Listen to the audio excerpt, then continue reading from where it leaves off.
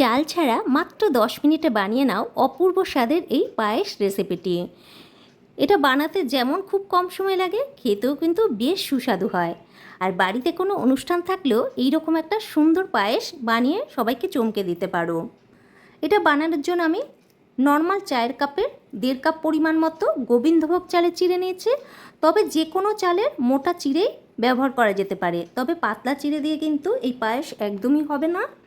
চিড়েটাকে জল পাল্টে পাল্টে দুবার ধুয়ে স্টেনারে জলটা ছেঁকে নিয়েছি। 1 টেবিল চামচ চিনি ও 1 টেবিল চামচ ঘি দিয়ে এটাকে মাখিয়ে কিছুক্ষণ রেখে দিয়েছি।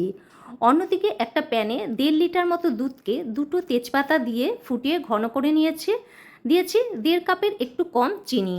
চিনিটা মেল্ট হওয়া পর্যন্ত দুধটাকে আরেকটু ফুটিয়ে নেব। এরপর ওই চিড়েটাকে দিয়ে দেবো। চিড়েটা দেওয়ার পর একটু নাড়িয়ে মাত্র 2 মিনিট ফুটিয়ে গ্যাসটাকে কিন্তু আমি অফ করে দেব। বেশি ফোটালে চিড়েটা গলে যেতে পারে। অন্যদিকে একটা কড়াইতে সামান্য ঘি গরম করে কিছুটা কাজু কিশমিশকে ভেজে নিয়ে ওই পায়েসটার মধ্যে ঢেলে দেবো 4টে চেরা এলাচি। পুরোটাকে একটু মিশিয়ে নিয়ে আমি কিছুক্ষণের জন্য ঢেকে রাখবো। ব্যাস তৈরি হয়ে গেল অপূর্ব স্বাদের একটা চিড়ের পায়েস রেসিপি। এই পায়েস রেসিপিটি তোমাদের কেমন লাগলো অবশ্যই কমেন্ট করে জানিও। ভালো লাগলে আমাকে ফলো দিয়ে একটা লাইক ও শেয়ার করে আমার পাশে থেকো। সবাই ভালো থেকো, সুস্থ থেকো। অনেক অনেক শুভকামনা সবার।